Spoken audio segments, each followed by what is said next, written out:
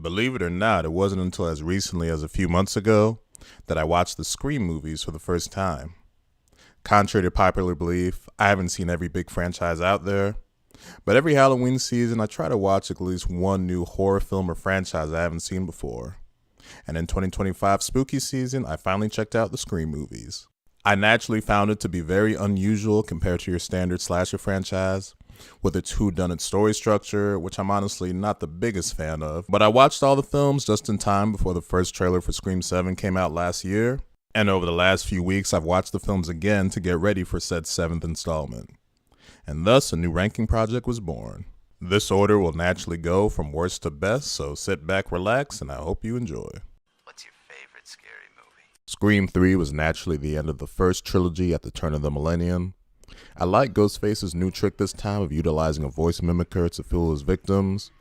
The opening sequence is really good, but the formula of following the same characters just feels really tiresome at this point, which is why most horror franchises mix it up with a mostly fresh cast for each installment. And I don't know, there was just something about this whole movie that just felt tired and not all that fun. The backstory for the murderer's relationship to Sidney was so convoluted that I checked out, and I just think that whole ending section was just poor. Scream 3. Rated R. I told you not to hang up on me. Scream, that's what the title says, was the first franchise revival on the big screen, 11 years after Scream 3. It's the same Ghostface formula with your main three characters returning, and nice new additions in Kirby and Officer Judy.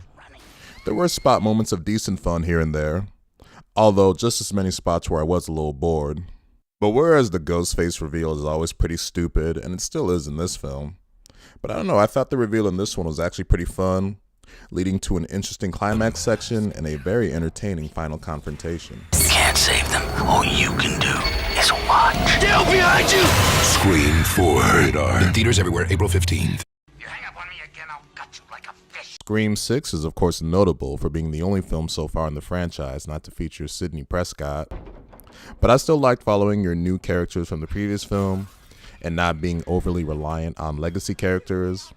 I thought Gail's inclusion was a bit forced, but I thought it was nice having Hayden Panettiere back as Kirby. The continued dynamic between the two sisters was nice, and the film teasing the payoff of Samantha's true nature after the reveal of her father in the previous film. If I had to be stabbed by anyone, it'd definitely be Melissa Barea. I mean, holy shit. Please bring her back to the franchise for my own selfish reasons.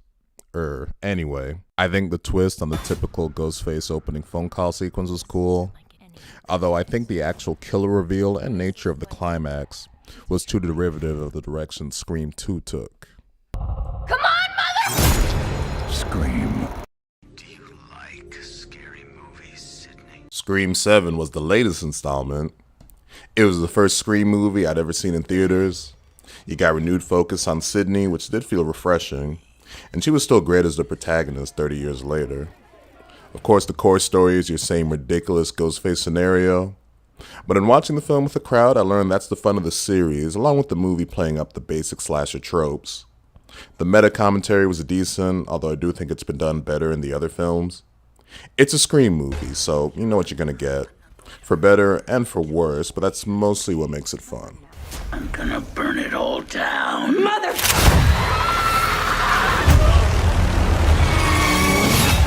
You hang up on me again, I'll gut you like a fish. Scream 2 was a good companion piece to the inventive first film, with the same clever meta strengths and a few weaknesses, to deliver another fun Ghostface killing spree. Framing the meta commentary around the in-universe parody stab films was genius, and was nicely utilized throughout the rest of the franchise. Scream 2. Because once is never enough. We'll be there. Do you want to die, Sidney? 2022 Scream, otherwise known as Scream 5, has the series' best meta commentary in terms of this film's status as a legacy sequel, in addition to your typical slasher tropes. The way the movie is constructed, it very much is The Force Awakens of the Scream films. It's a weird combination for a horror film, but I found the movie very effective in what it was doing. It had just the right balance of respect and proper continuation of the ongoing saga, and spoofing your typical horror formula in perfect meta fashion. I thought your legacy stars were awesome here. Loved the addition of Jenna Ortega. Her opening scene was just amazing, and her whole new cast was good as well. For as much of a lazy cash grab as this film could have been, I think it's a movie Wes Craven would have been real proud of. Hello, Sydney. It's an honor. What's your favorite scary movie? The first Scream was subversive and clever. I like what it did as far as its sense of humor about slasher films in general, yet it had a fun story of its own. That opening scene was brilliant, and most of the movie followed up on that nicely. However, it all goes back to the fact that I'm just not a huge fan of these whodunit reveals for slasher films. Like all other films in this kind of genre, it just has a ridiculous ending once it's revealed who the actual killer is.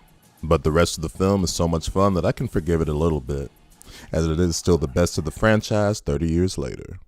We all go a little mad sometimes. Scream, the new thriller from Wes Craven, rated R. And there you have it with the ranking of all Scream films.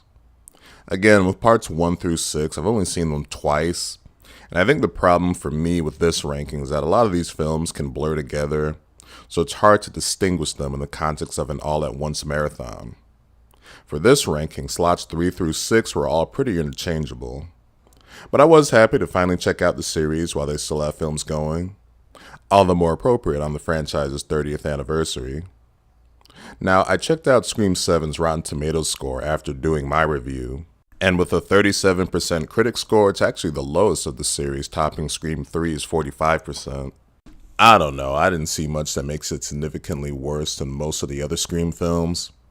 It's all the same scenario and tropes in all the movies, just with cosmetic differences, but that's the weird charm of the series that I just recently discovered. So that'll do it for this ranking of all the Scream films. If you made it to the end of this video, thank you for watching.